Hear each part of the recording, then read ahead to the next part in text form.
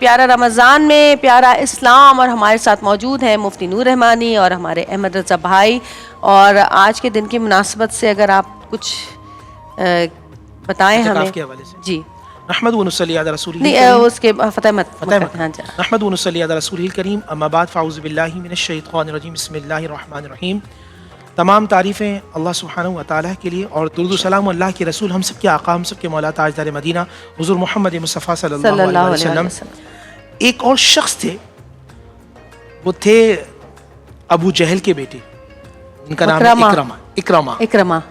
اور اکرمہ وہ تھے جنہوں نے زندگی پر رسول پاک صلی اللہ علیہ وسلم کو تکلیف دی ہے اور خاندان کو تکلیف دی ہے، اور وہ آج یہاں سے بھاگ چکے ہیں.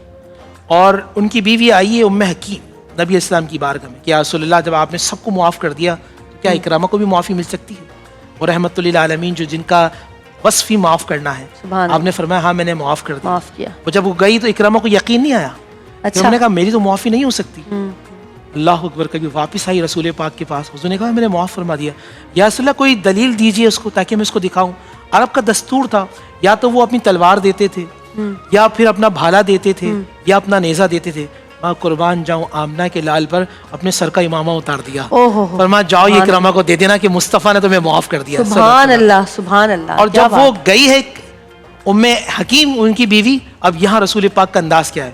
دیکھو ابو بکر، عمر، عثمان، علی، دیکھو وہ آئے گا، دیکھو وہ آئے نا، کوئی ایسی بات نہ ہو کہ اس کا دل ٹوٹ جائے.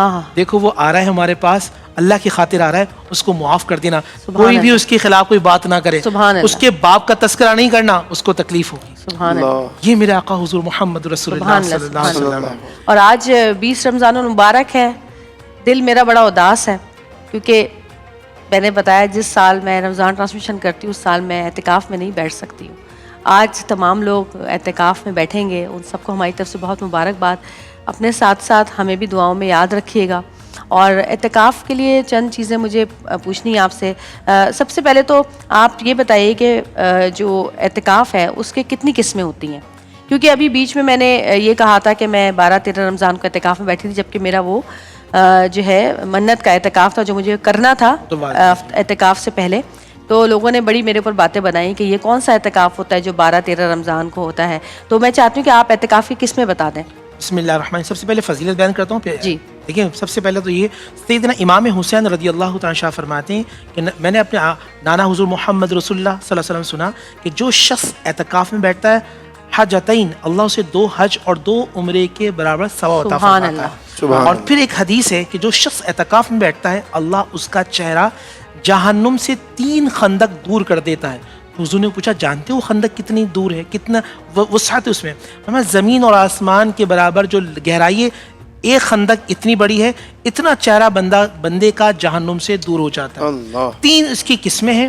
ایک ہے واجب اعتکاف، ایک ہے سنت موقدہ علی الکفایہ اعتکاف، اور ایک ہے مستحب یا نفل اعتکاف. جس نے نظر مانی ہوگی اس کو اعتکاف میں بیٹھنا اس کا واجب ہوتا ہے. اور وہ کسی بھی وقت بیٹھ سکتا ہے، صرف روزہ شرط ہے. جی روزہ اس میں شرط ہے.